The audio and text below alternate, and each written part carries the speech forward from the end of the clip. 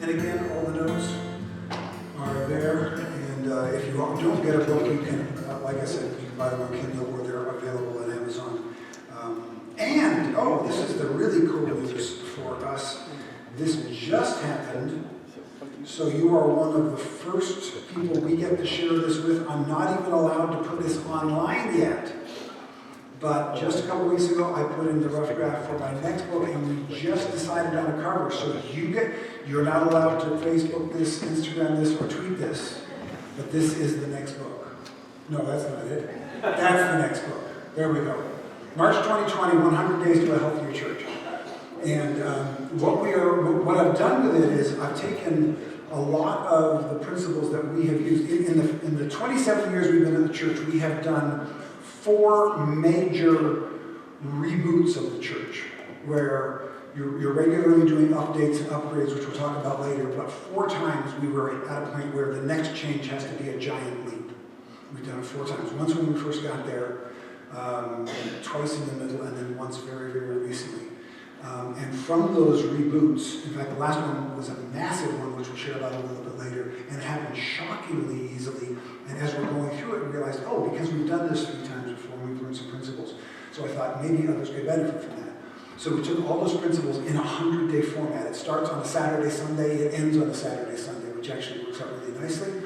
And it's a lot of work. But it's all based on biblical principles. It starts with, let's reestablish whose church this is, as in not mine, not the denominations, not the members, but Christ. What did Christ say about his church?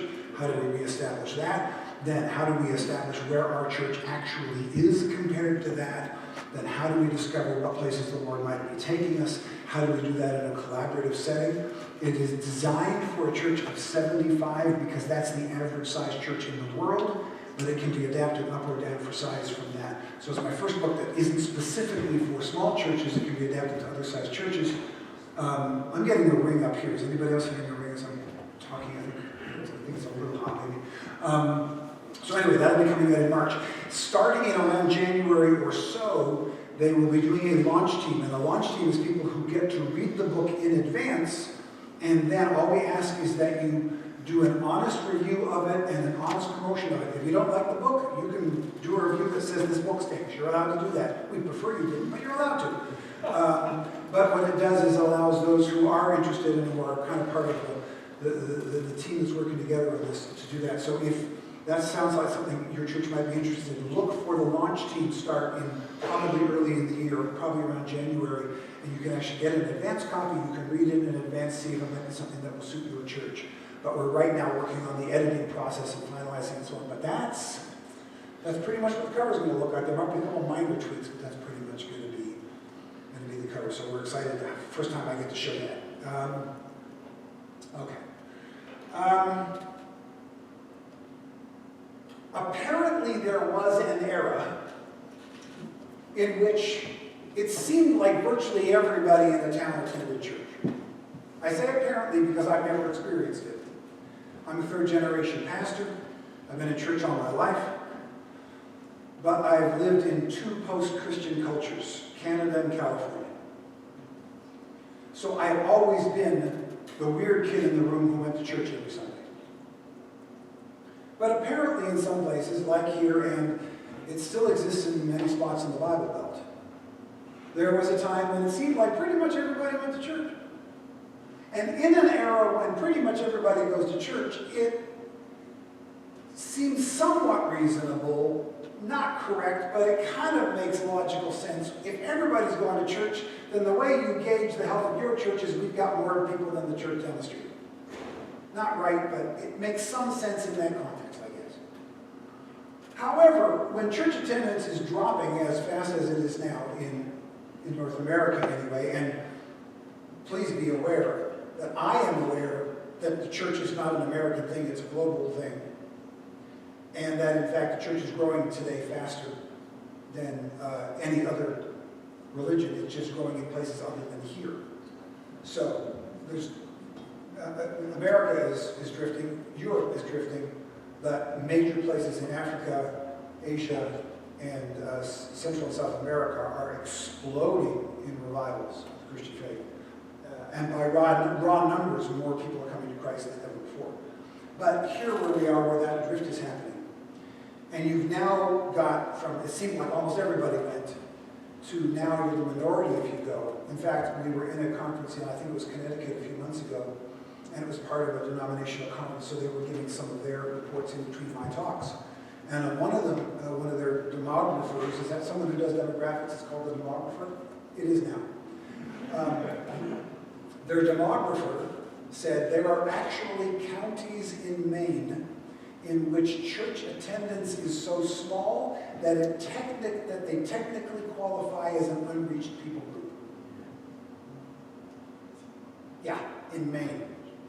That's how few, that's how, I mean, we're single digits, it's below a single digit, it's in decimal digits of people who actually attend church on a regular basis in some of these places. So when we go from a culture where it seemed like everybody went to church, and even if you didn't go to church, you identified as a member of a church, then, again, it wasn't a good thing, but it made some sense that we went, oh, we're the best church because we're the biggest or whatever, right? Okay, it had some logical consistency at least. But when you're down to single digits, is it really a good thing to say, we've got the biggest slice of this ever-shrinking pie? I mean, who's winning here, right? Take a look at the church growth movement in the last 40 years. As we've been growing the biggest churches we've ever seen, the percentage of people who actually attend church in our nation continues to drop. So it's not church growth, it's Christian consolidation. In fact, the demographics show this. Big churches typically do not happen where there is a spiritual revival going on. Big churches tend to happen where Christians have money. Again, that's not an insult to them. That's just simply the reality of the situation that we need to acknowledge. They are typically in well-to-do suburbs of large cities. That is not exclusive, but it's enough to where only the exception will prove the rule. Typically, really, really big churches are where Christians have money. In fact, where the church is growing as a percentage of the population, it is almost exclusively on the multiplication of small churches, not on the growing of larger churches. Almost entirely. Again, that's not an insult to the big church. The big church has value, but we've got to understand when and where it's happening and what the true value of it is and not pretend that it's something that it's not. That's the only reason for doing that. So, now that we are a minority in the culture and will become even more minority status over the next generation or so, gauging the success of our church has to be something other than numbers. It never should have been by numbers, but it now absolutely has to be by something other than attendance. And for those who think, again, that I'm bashing the church growth movement or whatever, I'm not. I grew up before the church growth movement ever was heard of, and we still gave away attendance stickers for perfect attendance in church for the entire year. Right? So we didn't need the church growth movement to make us numbers and attendance obsessed. We already were, right? I mean, some of your churches probably still have the plaque up by the front that shows this week's attendance, last week's attendance, last year's attendance. So we can't blame the church growth movement because those things are 400 years old. Okay? We just weren't as good at it as the church growth people were, but we were just as obsessed by it. Okay? Let's acknowledge reality here. So, if it's not about attendance, what it's got to be about? I believe it has to be about influence. In the church today, influence is the new attendance. I want you to imagine, for instance, that in any small town or in any neighborhood in a big city, there are going to be 12 to 20 people who have a larger outsized influence on that community than maybe another 500 or 1,000 people in the town.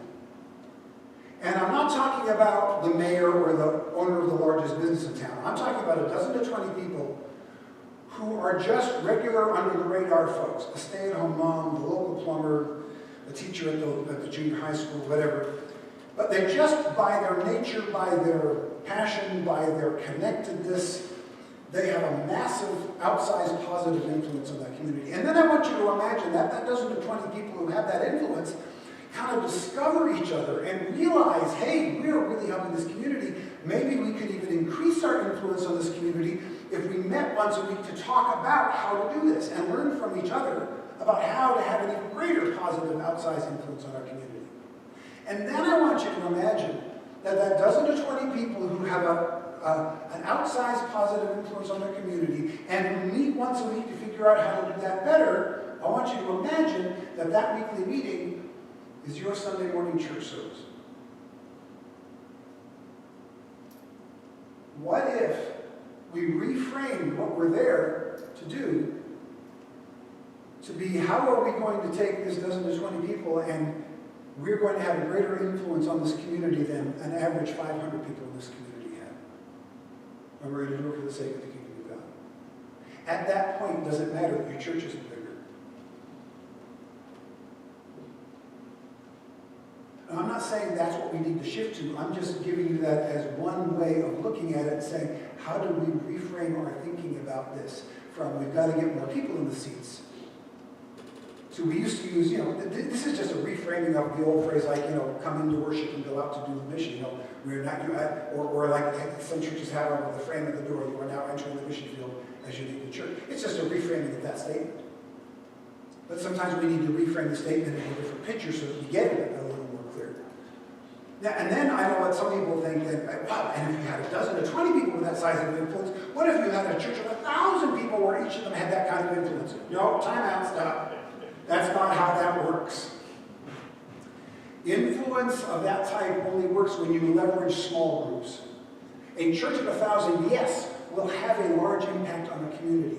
Maybe as many as 2,000 other typical people because they're actually gathering together and the Lord is helping them and they're working in the Spirit of God together, but they're not going to have a 10 or 100 or 1,000 times influence because of the size of the group. Only smaller groups have leveraged their influence for 10 to 100 times impact. But it will only happen if we're intentional about it, if we're looking to be an influence. Now, just as I was beginning to teach this as part of one of my conferences, Carrie Newhoff came up with an article, Engagement is the New Attendance, and I went, oh, that Carrie, he stole my idea again. No. So I read it and thought, is he dealing with the same issue, only under a different term? And I realized he is dealing with the same issue, but he's dealing with it from a different circle. In the circles we had up earlier, Carrie Newhoff, he's a blogger and writer of Christian leadership and so on. He's coming from the big church standpoint.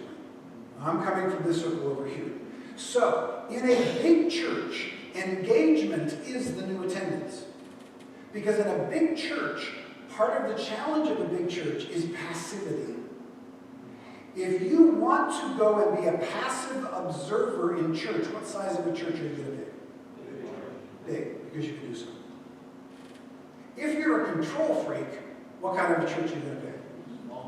Because you can have more control in a small church, right?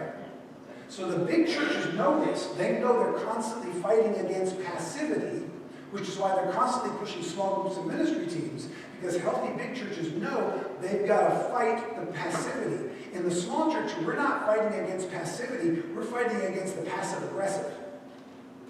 They're not any more involved, they're just real vocal about it. Right? The control freak. So we've each got different issues and different types of people to deal with. So in the big church, engagement is the new attendance because they are beginning to recognize that just putting butts in the seats is not enough anymore. If they are not engaged in the life of the church, they might as well not be there. So in this big church, engagement is the new attendance because they're fighting passivity and they've got to engage people. In the small church circle, engagement is not the new attendance. Our people are plenty engaged. Maybe not helpful, but they're engaged. Okay? The difference is they need to move towards influence. We, as a church, need to have a greater impact on the culture than we are currently having. Right now, in too many of our churches, the only influence we're having is upon each other in our little holy huddle. And we need to turn that influence outward. So in the big church, they need to work on engagement instead of attendance. We need to work on influence instead of attendance. That's the shift that needs to happen in our mindset. So how do we begin to influence, to increase our influence, and how do we discover and use what our church does well? Well, to get to that, let me tell you a little bit more of my story and answer a question that I'm sure you've been wondering about since I gave it up. What happened and why did our church flame out so badly?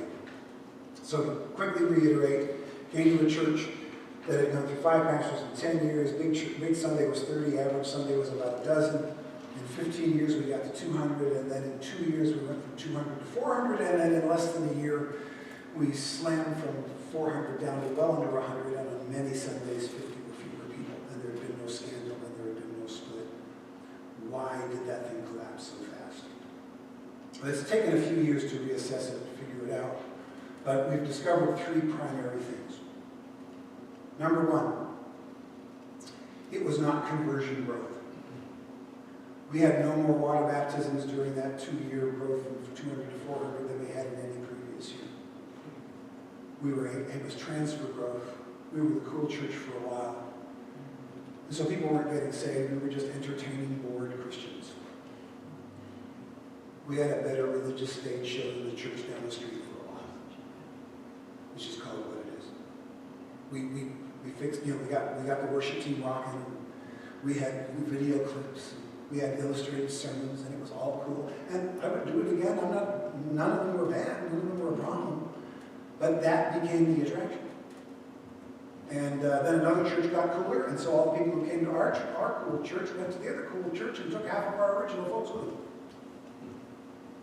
So that's the first thing. It wasn't conversion growth. Secondly, remember when we were at 400, and I said we need to hire staff for 600 because our staff is worn out? Our staff was worn out by the growth of the church because we had not discipled our own people to take care of each other.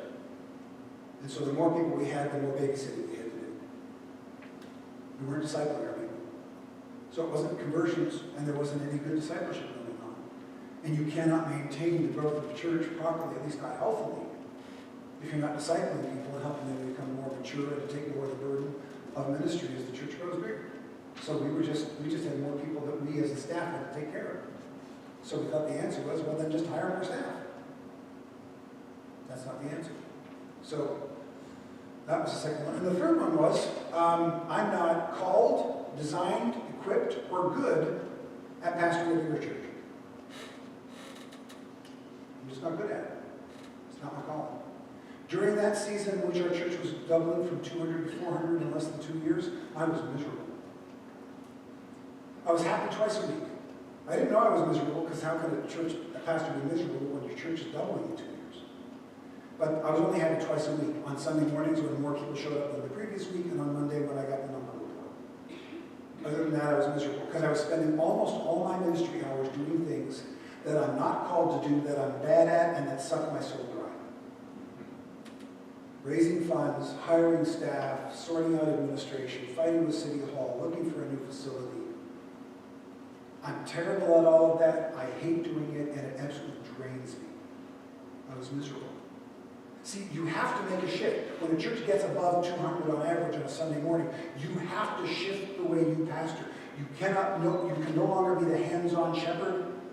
You have to be the managing pastor. And I made the move from pastor to manager, from what they call shepherd to rancher. I made that move willingly, but it's not my place to be. When I arrived there, I was miserable. And so a church can't continue to be strong under a miserable pastor. So for those 3 reasons, there was enough strength to hold it. And nobody could put their finger on what it was, but everybody sensed there's a bunch of stuff that's off here. And it all went. Quite frankly, I'm grateful that it fell apart. Because if it had continued at that pace with me doing that, I'd have built a really big, weak church. And you know that list of pastors we've heard about who burned out after the church got big? I'd be on that list. Not maybe, but absolutely. Because it was not my place. It was not what God has called me to do. So, what do we do? How do we move forward?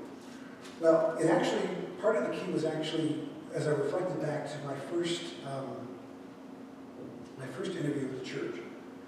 In our denomination, pastors are not placed in a church by an over-presiding bishop. We basically put out a resume and we got to go on a job interview. And so when I went to our church to do the job interview, the last question they asked me in the interview was, what's your vision for our community and for our church? And my answer was, I don't have one. I could see them mentally checking my name off the box in their heads. And I said, I don't have one because I've been here for 2 hours. Don't know your church, don't know your town. But if I'm called to pastor here, I'll take as long as it takes to sit and talk with you and for us together to figure out what the mission is that God wants for our community, for our church. I will learn from you about the community and about the church, and I will bring my leadership skills and my theological understanding and my teaching to that, and together we will both bring something of value, and the Lord will create something out of that if I'm called. Must have worked because I'm still there 27 years later. So, where does that come from? It comes from this idea that in a small church, leadership leads differently. One of the biggest challenges that I hear from small church pastors is a question like, everybody's talking about a mission statement. I got to come up with a mission statement, and it better rhyme. Right? How many of you were pastoring in the 1990s? Okay. If you were pastoring in the 1990s, then you know. I think at some point it actually became a law that you had to come up with a mission statement for your church. That was a mission statement decade, right? And they discovered that every growing church had a mission statement. Therefore, that's the answer to my church growth. And we all wrote mission statements, and then it disappeared and nothing happened. And I get this question then from small church pastors a lot. People keep telling me I've got to have this big mission, and I've got to have a mission statement, and I don't feel like I have one, and I don't even know if I need one. And is it okay for me to just do the Great Commandment and the Great Commission? And here's the deal. I have zero ecclesiastical authority to do what I'm about to do, but I'm going to do it anyway. I hereby give thee permission. You know I'm serious because I'm using King James language. I hereby give thee permission in your small church to have no mission statement other than the Great Commandment and the Great Commission, be it so ordained. I do that with no authority whatsoever. But I think that's the case for most small churches. In a big church, they need to have a mission statement, and it needs to be strongly stated by the pastor and by the leadership team for one simple reason. Because the pastor and leadership team, paid staff, are not going to be in the room for 90% of the events that the church holds. So the mission statement is there as a proxy for the presence of the pastor, for the physical presence of the pastor, to make sure that everybody's staying on track. Right? But in a small church, we don't need a mission statement to figure out if we're on track, because if you're having an event and you're not sure how it's going, let's ask the pastor. They're right here. And you have a conversation, and you do it through relationship. So we're okay to do that. So if you don't have a big mission statement in your church, that's okay. It's okay for a pastor's vision to be helping God's people fulfill their vision. That's the promise I made in that interview. I will listen to you. I will hear what God has done in your church in the past. I will hear what your vision for your church is. I will bring in my leadership skills and my calling. Together, we'll blend them into something that none of us could have thought of on our own. I just had a conversation with someone that said, if I had the musical ability, I would love to be in a band. I will never be in a band because I can't play anything, and I've tried them all. But the idea of a band that comes together, not like, Tom Petty and the Heartbreakers, but a band that's just the band where everybody's equal, but one person just happens to be the lead singer, right? So in my church, that's how I see myself. I'm like the lead singer in the band. It's not Karl Vaters and Cornerstone. It's Cornerstone, and the lead singer just happens to be Karl Vaters right now, right? That's all. But the band idea is you contribute this, and you contribute this, and you contribute this, and because you have all these different skills from all these different personalities, something else is created that could not come if it just came from God only through me. But because it comes from God, the Holy Spirit, through all of us, He creates something that none of us on our own could have thought of. Amen. Now, in a big church, you can't do that, because you can't just go around to 1,000 people and ask, hey, what do you think? That becomes leadership by survey, and it's not leadership then. So when they're teaching, they talk about, you've got to get a vision, and you've got to push it hard, and they are right in their context. But in a small church, we need to have those conversations. Everybody expects to and should be able to contribute. And then when they do, it takes some of the burden off of us. Plus, if the vision comes from the congregation, you don't have to sell it back to them. They're pre-convinced if it's part of what they've already done. That's an example of what I'm doing here, for instance. If in the first session or two, I had come to you and said, I have a great vision for my ministry, and I want you to get behind it and support me in my ministry. All of you should support me. You would not have come back after lunch. I'm here to give you resources to help you fulfill the vision that God has put upon your heart for your church. So what if we as pastors had a similar approach in our congregation? I think most of us, probably all of us in the room, have a New Testament theology that believes in the priesthood of believers. That every believer who comes to Christ has the Holy Spirit living in them and has just as much an ability to hear from God as the pastor does. And if that's the case, shouldn't we listen to what God is saying to them? I think that's a New Testament pattern. And the smaller the churches, the more we get to do that. So people come to me all the time with this idea, that idea, and I can say, hey, let's put this one with that one and that one, and it comes up with something that none of us would have thought of. For instance, one of the real ways that our church moves forward is we were trying to come up and figure out what we do well for years, and we couldn't figure it out. And then one Sunday, after we said goodbye to yet another young person, I realized what one of them was. So I brought it at our next deacon board meeting, I brought it up, and I said, hey, you know how last Sunday we said goodbye to so-and-so? Yeah. I said, and how 3 weeks ago we said goodbye to so-and-so? Yeah. And you remember how 6 weeks ago we said goodbye to so-and-so? By this time they're going, yeah, are you just trying to depress us or what? And I said, you realize, what did they all have in common about why they left? And they thought it through, and they went, oh, we're all going off into missions or ministry. I said, we're training people up and sending them out. We didn't even know we were called to do this, but I think we're a training church and sending church. And they went, oh, I think you're right. I said, so here's the deal. I think we need to do this on purpose now. The challenge, however, is if we do it on purpose, then what we're going to be doing is we will be investing time, energy, money, passion, resources into people who don't do something very well.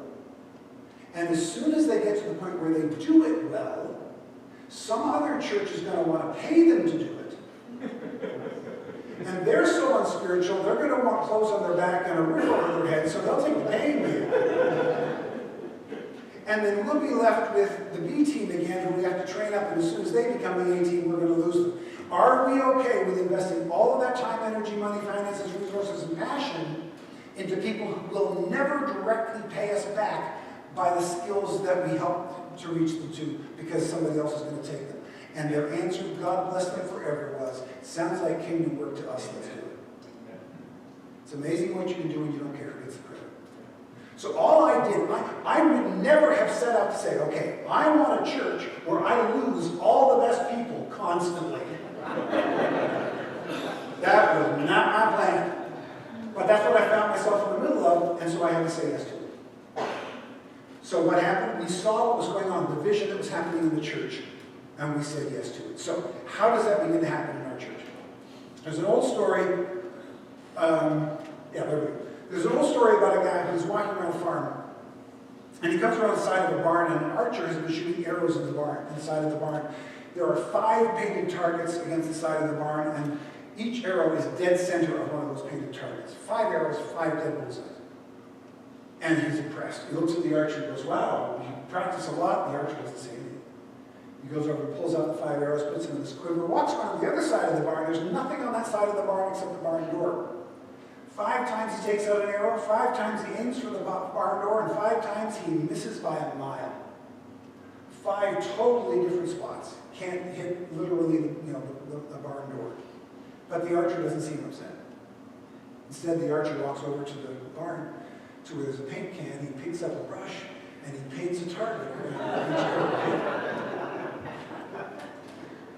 This is a great picture of how to discover what a church does well. I want you to imagine that instead of shooting 5 arrows, the archer shot 100 arrows. If you shoot 100 arrows, what you'll do is you'll begin to discover trends, because arrows tend to clump. So if you shoot 100 arrows, 50 of them may still hit randomly, but 25 are going to land right around here, and another 25 are going to land in a pretty tight clump over here. And when you see you're hitting those 2 spots a lot, get out a brush, paint a big target there, and now start aiming there on purpose. If you're doing it well by mistake, you'll do it better on purpose. So what does that mean for us in our churches? Start shooting arrows. Do not try to figure out what your church does by having a survey or doing a study. Do stuff. God can't move a parked car. Steer is the term. God can't steer a parked car. You've got to get the car moving before God can steer it. So what do? Do the Jesus stuff. I mean, people come to me individually, and then small church pastors come to me for their churches.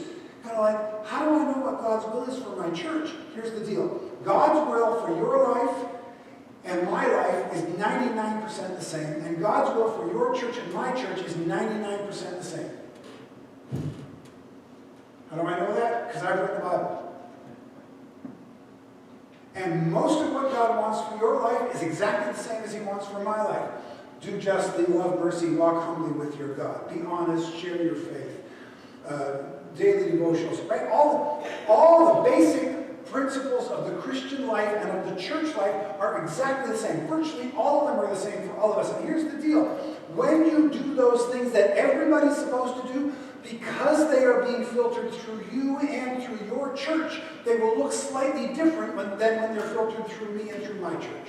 And out of that filtering process that God does by pushing it through my church, it will come out looking different. It will go, oh, here's why we are uniquely here, because God wants to filter these same principles through my church, and when he filters those same principles through your church, they look like two different churches doing two different things. But it's the same principles underlying them all.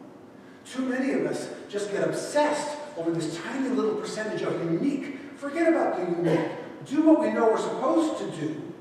And then, because it's happening through you and your church, it'll be slightly different than the way it happens in another church. And don't worry about the rest of it. So, do what you know to do. Pay attention to what works. So you do the Jesus stuff. You do the thing every church is supposed to do. Only now pay attention to what works and why. You tried this, it didn't work. Okay, we won't do that again. You tried this, it did work. Okay, pay attention to that. And then another thing and another thing. And then you go 5 or 6 things together. You go, now what do all these things have in common? Is there a common thread that says, oh, we do that thing well? And you may have to step outside of your normal categories of thinking. See, I don't want you to become like some other church. I want you to understand the unique DNA that God gave your church and lean into it more strongly. Because I believe there is some value to the church that you have right now as it currently exists. We often just don't take the time to find it. So do what you know to do. Do the Jesus stuff. Pay attention to what works and why. And then, after you discover what your church does well, do it on purpose. Do it on purpose. Right? You just got to figure out what it is. There's a wonderful story about a little town, actually not even a town, Kurtz, Indiana. If you Google Kurtz, Indiana, you'll see it is an unincorporated township in southern Indiana. I was there a few years ago for a conference. Kurtz is a wide spot on the road, and that's being generous. It is not an official town, which is what they call that particular place where there's a church and there's a knife sharpening the store, and there's not even a gas station, there's not even a restaurant. Tiny little wide spot on the road. If you put a pin in Kurtz, Indiana, and stretch out a string 25 miles out and draw a circle, in that 25-mile radius, 50-mile diameter around it, there are fewer than 3,000 people. It's farmland, that kind of thing. You're somewhat familiar with that. So there's not many people around. But it's central, so it was a central place to have this conference. Other pastors came in.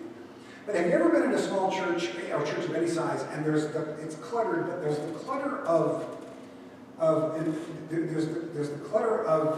decay, and there's the clutter of activity. And you can tell the difference. This had the clutter of activity. So after the conference, I asked the pastor, show me around the place. I want to see this. It didn't take a long time to the place. And at the end of it, I said, what is going on here? It feels like the place is really active. He says, oh yeah, it really is. And I went, how? There's nobody here. He says, I know. He says, I've been here 6 years. And at year 4, I was just about ready to give up. So tell me the story. He says, yeah. He says, I'm sitting there at year 4 at yet another funeral reception. My church is literally dying. And I'm sitting there at this funeral reception going, God, why am I here? Why have you put me here? I don't understand any of this. The only thing our church does well is funeral receptions. And then he said, I went, we do that well.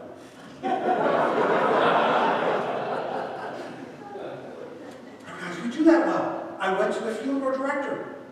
I told the funeral director, here's the deal. From this point on, whenever anybody dies in the region called Kurtz, Indiana, you call us at the Kurtz Nazarene Church. You tell every family that on the day they have their funeral, we will cook whatever food they want, for as many people as they want, serve it to them wherever they want. We will show up, we will set up, we will serve them, we will clean up, we will get out of their way, and we will give that family one less thing to worry about on the day they bury their loved one. We will do that for everybody. And since then, at that time, the previous 2 years, he said, we have touched every single person in the region called Kurtz, Indiana. Because in those areas, when somebody dies, everybody shows up. And he says, I was standing at that point in his office. He said, it was a Saturday, and he said, and actually on Monday, I'm getting out of this office. I said, you're not leaving the church, are you? He said, no. I'm boxing everything up, and I'm going to basically a glorified janitor's closet down the hallway, because we're going to turn this into the nursery. Because he says, as you can tell, you can see through this window, that window. This is the only room that you can see into the sanctuary from. And we have to turn this into the nursery. Because for the first time in almost 20 years, this church has babies. Church growth through funeral receptions will be the title of my next book. Maybe not. Do not go home and build a skate park. Do not go home and call the funeral director to do funeral receptions. Those are ours, not yours. But what we often do at these is we don't take the principle underneath it. We look at the thing and go, oh, I'll do that cool thing. No, funeral receptions is for Kurtz, Indiana. I doubt any church ever anywhere else is going to do that probably. But it gives you an idea of the thought process. Here they are. The only thing they do well is literally die. I mean, funeral receptions, you couldn't have a more negative thing that you do well than that. And they turned it into a positive. Because they were willing to think outside of the normal categories. So there's something your church does well that you're not noticing, or can do well that you have not yet discovered. We've got to open up our minds to do it. We've got to serve. We've got to start doing it better. So that's what they did. And then, after you start doing that on purpose, then you have to front load the value. There's a saying in journalism, they call it burying the lead. And if any of you have done much writing, you've heard somebody tell you this. Burying the lead is what happens when somebody maybe puts their sentences together well, but doesn't know how to organize the article well. And what they do is this, and I'll come across this a lot when I'm reading two blogs, for instance. And somebody will have a title of a blog and think, well, that's interesting, I'll see what they're saying, or I just know the author, so I'll read it. And it starts with, my uncle so-and-so was born at such and such, and then he went to here, and then he had this, and then he got married, and 3 paragraphs of Uncle so-and-so. If you do that, I'm not making it through paragraph 2. I don't know your uncle, I don't care about your uncle. I'm not going to read about your uncle. Finally, in paragraph 4, they get to, and that's why I have a passion for suicide prevention, because of what happened to my uncle. Now, if I'd known that that's what this was about, by you putting it in the first sentence, then I'd have cared about your uncle's story. You buried the lead. In the first sentence or first paragraph, you need to say, I have a passion for suicide prevention because of what happened to my Uncle Jed. Then I'm in. Don't bury the lead. Too many of our churches, we do something well, but we bury the lead. We don't let people know what we're about. We're doing something well, but nobody has a clue. For example, another small church in Ione, California. Kingsview Assembly of God in Ione, California. Northern California, tiny little town up in the forested mountains. Next to the town is a men's state prison. There are more men in the prison than there are people in the town. The people in the town refer to the men in the prison as our friends in the gated community. That's literally the term they use, and I love that. Because it's a men's prison, there are often women moving to town with their kids because the dad of the kids is in the prison and they want to be close by, but mom comes in and doesn't have any means of support, and the kids are running through the streets and they're making a mess of things. So this little tiny church in Ione, California starts having a passion for these kids and wants to reach out to the kids. So they find out, they ask who would know best what the kids' needs are, and they thought, well, the kids' teachers in the schools. So they go to the teachers in the schools and they say, hey, these kids that come in every year, you know, they have a name for them. They don't call them prison kids, but something like that. It's a nicer name than that. You know, what do they need? And they say, every one of them said they need backpacks. We give them books and they can't take them home, or they get damaged on their way home and back, or they get lost because they don't have a backpack. I said, okay. So they called a ministry called Rural Compassion. Rural. So I always feel like Scooby-Doo whenever I say it. Rural. one of those words. Rural compassion. And now you're going to hear it every time you say it. Just that gift for you today. It's a division of Convoy of Hope. They do great work, and they especially help rural churches. So if you are in a rural church and you need help, put rural compassion on your list of people to call. They love to help those. Anyway, they call up rural compassion and said, here we have this need. We don't have any money. How many backpacks do you need? We'll show up. They show up. Bottom line, long story short, 4 or 5 times a year now, they have a major festival at the church where they do giveaways, backpacks at one time of the year, shoes when they're coming into the winter, back-to-school supplies during back-to-school, 3, 4, 5 times a year. And they are now known in town as the church that cares for kids. If you today go to Ione, California, and you ask, where is Kingsview Assembly of God, most people will have no idea what you're talking about. But if you ask the average citizen, where's the church that cares for kids, almost everybody will know which church you're talking about. If you go to their website or their Facebook page, every time I've gone, they change the picture occasionally. It's usually a picture of the church building, but it's every time buried behind pictures of kids, either in a bounce house or just on the swings. The kids are in the forefront, the church building is the background. Every time, and across it is always plastered the church that cares for kids. You cannot touch that church without knowing it's the church that cares for kids. What about grandparents? Well, I mean, what about old people? Well, kids need grandparents. What about young adults? Well, kids need older brothers and sisters to look up to. If you're going to that church, you're caring for kids, or you're finding another church. Well, shouldn't they do more than that? Well, before that, they weren't doing anything. Now they're doing one thing well. I'll take that. Right? And that's where it is for a lot of our churches. We argue against, well, they need to do more than that, but you're not doing anything now. Better one thing well than nothing well. And for most of our churches, and the smaller the church is, the more important it is to narrow it down to this one thing. Find one thing you do and do it really well. And in case you're wondering if we practice what we preach, we do. A couple of years ago, the woman who was overseeing our kid ministry came to me and said, by the end of the summer, I won't be able to do our kids ministry anymore. She was moving on to something else. And she hadn't been in it long enough to train somebody else. And so I had to figure out, okay, what are we going to do? And I realized we have an internship program. Part of our doing training and sending people off on purpose is we now bring interns in. And we have them with us for an entire year. We train them up for a year, invest in them, and then send them off to ministry. So we knew that in the fall we were going to have an intern coming in, an 18-year-old girl who was interested in kids ministry but had never done it before. So I had the summer to figure out how to redesign our kid ministry department so that it could be run by an 18-year-old girl who had never done it before. That was my job. That was my Apollo 13 table mess that summer. Okay?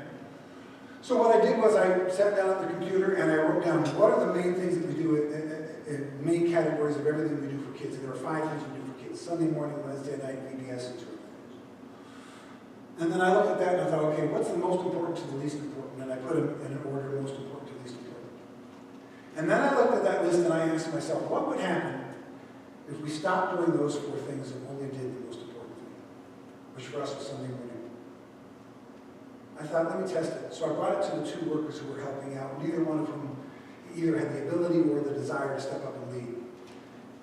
And I presented this idea to them. I said, first of all, are these the 5 things we're doing? Yeah. Is this the order of priority? You put it in. They went, yeah. So I'm 2 for 2. And then I said, what if we stopped doing those 4 things and only did that? They went, are we allowed to do that? I said, well, I'm the pastor, so. And they said, you know, their response was relief. He said, you mean we can take all of the ideas we've been putting into 5 things and put them into 1? All the time we've been investing in 5 events and put them into 1? All the money? What money? Is there money? Yeah, if there's a budget for it, we won't cut your budget. Okay, so all the money that's going into 5 things will go into 1 thing. They went, oh, absolutely. Up until then, they both been helping out on Sunday morning, but one month on, 1 month off.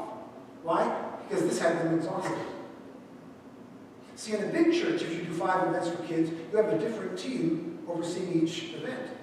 In a small church, if you're doing 5 things for kids, it's the same people doing all 5. We're wearing our folks out. So we stopped doing all of those. And right now, this summer, we did VBS for the first time in years. We tested it because we wanted to see if that worked, but we only do the 1.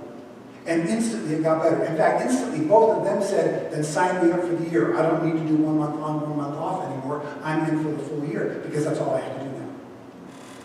And all the creativity, all the ideas, all the passion, all the resources went into one thing and it became so much better. Sometimes I think some of our churches are just 1 or 2 ministry closures away from revival.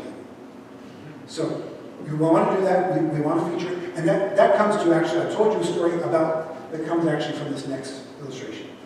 People who live in really, really big cities have a thing they call the closet rule. If you're in a really big city and you're paying like $4,000 a month for a 15 by 15 foot apartment in Manhattan, you have a closet this big, but you want to wear the latest fashion, what do? They do a thing called the closet rule. And the closet rule is very simply this. You don't put in a new garment until you've taken out an old garment.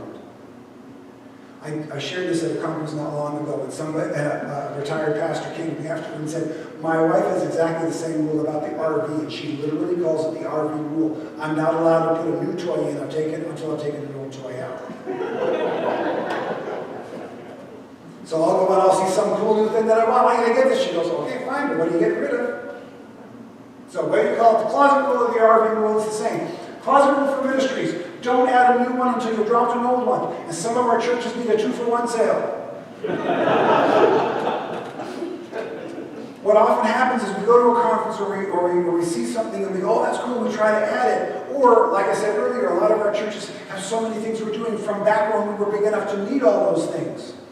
And sometimes it's not even a function of size, it's a function of the way the culture has changed and the expectations that people have. And a lot of the ministries we're currently doing there was a need for it back when it started, but there's no need for it anymore.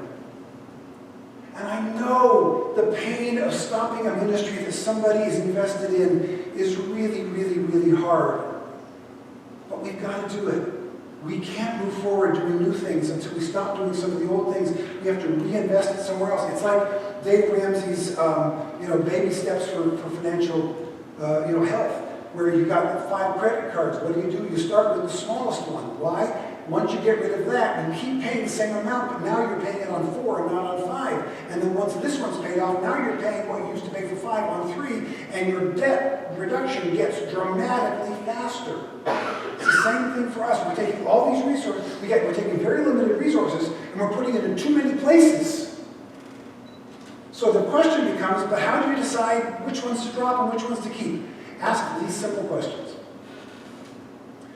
What do you do well that you'd like to do more of, and what do you do poorly that you'd like to do less of? You ever ask that?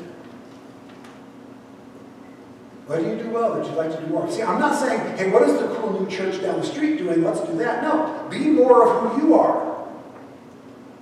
What do you do well that you'd like to do more of? And what do you do poorly? Well, then do less of that, or don't do it at all. Maybe just for a season. But that's one of the ways that we need to start making those decisions. Easy to do? No. Necessary? Absolutely. And sometimes a question that corresponds with that is this. If we weren't already doing this, would we start? We ask that on a regular basis. If we weren't already doing this ministry, would we start doing it? And if the answer is no, then we look for a way to gracefully exit out of it. The first few times you do it, it will be hard. I've been through it, trust me. The first couple times we had to say no to existing ministries. We used to have, the boys and girls kind of scouting style ministries, and it just wasn't working for our church. But the people who loved it really loved it. And when we realized there's no reason for us to be splitting the handful of kids we've got into boys and girls, and then into age divisions there, we can literally have 4 kids, and they can be in 4 different divisions and need 4 different people over them. We just got to put them all in one group because it's too small to be doing with that kind of divide. It doesn't work for us. So we found a plan that has all the kids together and all the age groups together. And we made the switch. And when we did, there were a couple of folks who were very invested in these scouting things. You might as well have slaughtered a pig on a Bible as far as they were concerned. It was sacrilege to them, right? But it's not working. We don't do it well. So let's do it in a way that we can do it better. And yeah, have we lost people over that occasionally? Yeah, we have. But the people we've gained, because we've decided to do things that we can do well and do them well, you gain people who want to be a part of creativity and practicality, and you lose the people who are going to stubbornly hold on to things that don't work. But if you stubbornly hold on to things that don't work, you'll keep those people, but you won't bring in the creatives and the innovators, because they're going to look at it and go, no, you're stuck in this old thing that you can't even say no to. I'm not going to come here. I'll get stuck in that track too. Not easy. I understand. Really not easy. And harder in Pennsylvania than California? Absolutely. I acknowledge that completely. This is a harder place to do it than where I live. Orange County, California, as hard as it was for us, it's way easier to do it for us. But the principles are the same, and the necessity is the same. So how do we get there? Let me do these two closing things for this one. I forgot to do Q&A at the beginning, so if I'm done in time, we'll do it, but we'll definitely do Q&A at the beginning of the last one, which we've got longer for, right? I think we've got a longer session than the last one. So let's conclude this session, please. We need to move out of a destination mindset and into a process orientation. What does that mean? A destination mindset is what a lot of us have. When you hear the word church, a lot of us immediately have a picture in our heads.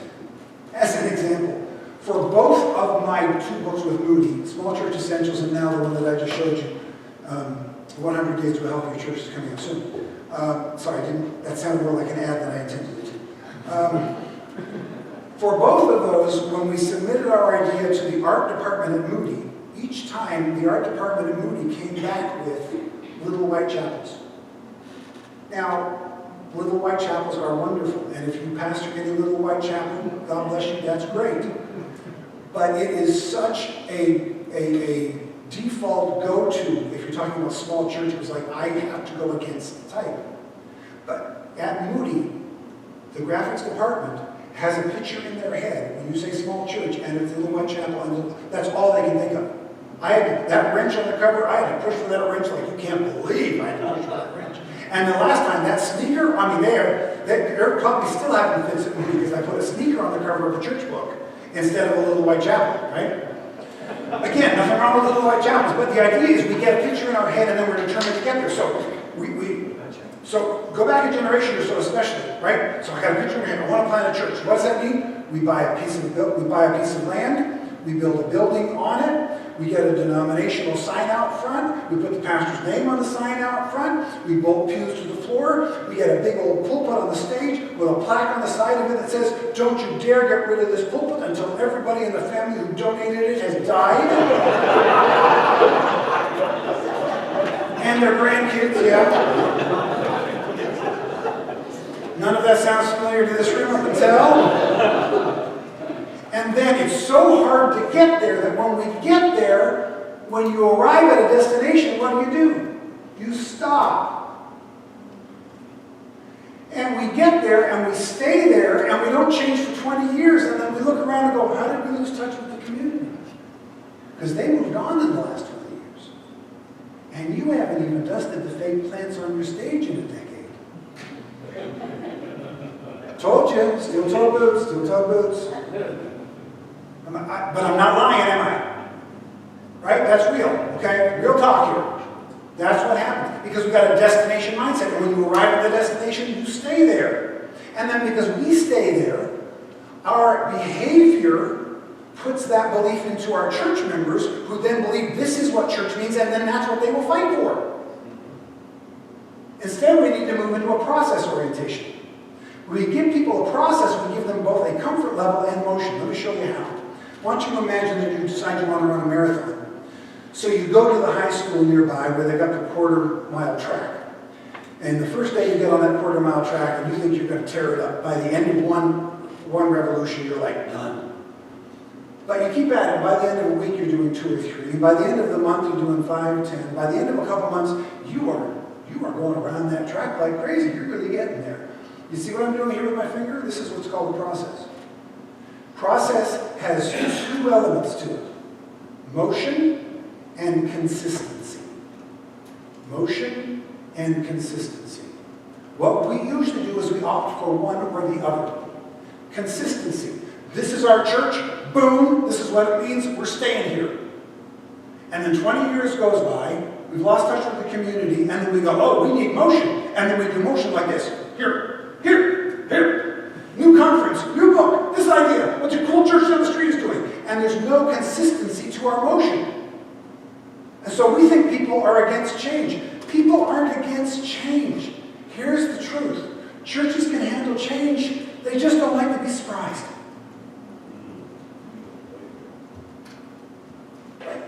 And process gives them a comfort level of knowing what's coming next, but constant motion. So you're not frozen and then trying to unfreeze something. Right? What is an object in motion?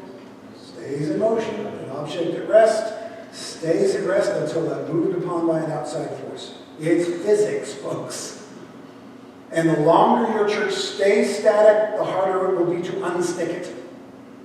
But if you've got constant motion, you keep going. Here is the process in our church. You can take it, leave it, or edit it. In our church, our process is this. We are always improving our least effective ministry, and we are always improving the least effective part of our building. So, what's our least effective ministry? We improve it. Now we look around the facility and go, what's the least effective part of our facility? We improve it. And as soon as you improve this, then you've got another thing that's least effective, and you improve it. And then you've got something else that's least effective, and you improve it. So, for instance, our most recent one was kid ministry. Again, because that kids are going to get changed more often. And we realized we needed a change to a couple of the ways we did it. And then after we did kid ministry, we realized our kids' area, which is actually on the outside patio, because we've got such a small facility. Thankfully, we're in California, we can do stuff outside all year long. Needed a major upgrade. So we just got a bunch of people in. It was the cost of paint and a couple of paper lanterns. But it looks great. The kids love it. So we increased the facility to adapt to the change of ministry. And then we look around and we go, and now what? Now we're working on men's ministry, because it's our least effective ministry right now. And once it gets improved, then we'll look around and what's our least effective ministry now? Improve it. But we always start with ministry and follow with facility, so that the facility is always following ministry. We always want the facility to be the slave to ministry, and not for ministry to be the slave of the facility. And then the final thing, I'm going to go a minute over on this one because I bought 2 minutes on my previous one. Give leaders time to ponder big decisions. This is a really big factor for us in our ability to make changes. When I first came to the church, as I said, 5 pastors in 10 years, 4 of them had left under scandal. And one of the things they said was, we just don't like this idea of we've had 5 people come in with a massive mission, and they get the thing started, and then they leave before the things even undergo. So like they weren't ready for a big mission statement yet. And they said, and when you do come up with an idea, at least like bring us in the loop. I said, what do you mean? They said, every pastor who comes in just does stuff, and then we, the deacon board, we're left trying to explain it. We don't know what it is. We don't want to control it. We really don't. We just want to take our role seriously and be involved in the process. So I made them this deal. I said to them this: I will never bring you a big decision and ask you to make a final decision about it in the same meeting. I will always give you 1 meeting's advance notice on big issues. Emergency issues, small issues, bring it up, decide, go. But big issues, I'll give you at least 1 notice. And here's how it actually happened at one point. At that 7-year point where I realized we needed to start doing outreach, part of what we needed to do was change our church name. We had a church name that was actually common for a different denomination than ours. And so people who wanted that denomination would come to our church, and we weren't that, so they'd leave. And people who wanted our denomination didn't show up because our name sounded like we were a different denomination. So at the end of the meeting, I presented to them, I think we need to change our church name, here's why. And then the rule is we pray, we go home. We don't talk about it in that meeting, and you don't talk about it amongst each other until the next meeting. You take it home, you pray about it, you think about it, you ponder it, you ask the Lord to speak to your heart about it, and then we will discuss it next month. So they go home, they come back next month, big idea time. I re-present it to them and ask them, what do you think? And the longest standing, most respected member of the board speaks up and goes, Pastor, when you said that last month, my first thought was, nobody's changing the name of my church. I thought, oh boy. He said, but we were on vacation since the last meeting. I said, yeah, I noticed you were gone a couple Sundays. He says, yeah, on the first Sunday we were gone. My wife was looking through the yellow pages, it tells you how long ago it was, for local churches, and she was reading off local church names to see what church we wanted to go to the next day. And she read off one church name, and I said, oh, I don't want to go there. That sounds like some dull, dry, boring church. And she said, no, That's exactly the same name as our church. That literally happened. I know that sounds like a preacher made-up story because it's too perfect for the moment. I get it. But here's the deal. When I wrote it up for Small Church Essentials, Moody didn't believe me. So they actually called me and said, that story about that guy with your church name change, yeah. Did it actually happen? Yeah. They said, okay, can you still get a hold of him? I said, yeah, he still goes to the church. They go, okay, take the exact way you wrote it for the book, put it in a letter, have him sign it, and send it to us. Honest. So today, at Moody headquarters in downtown Chicago, there is a file cabinet with a letter certifying to the truth of that story from the guy to whom it happened. Because otherwise, that story cannot be true, right? That is just too good. But what happened there? If you give your leaders the respect of time, they'll come along with you more often than you think. Because here's the deal. By the time I got ready to present something as big as a church name change, I had been thinking about it for months, praying about it for months, pondering it for months. And then we present it and expect them to make up their mind in 20 minutes. It's not fair. God gave us time, we need to give them time. And if we give them the respect of time, they will come along with us more often than we think. Just give them that opportunity. All right? And thank you for giving me the respect of a couple extra minutes of time to talk about a good segue for that. Jeff's going to come up and tell us what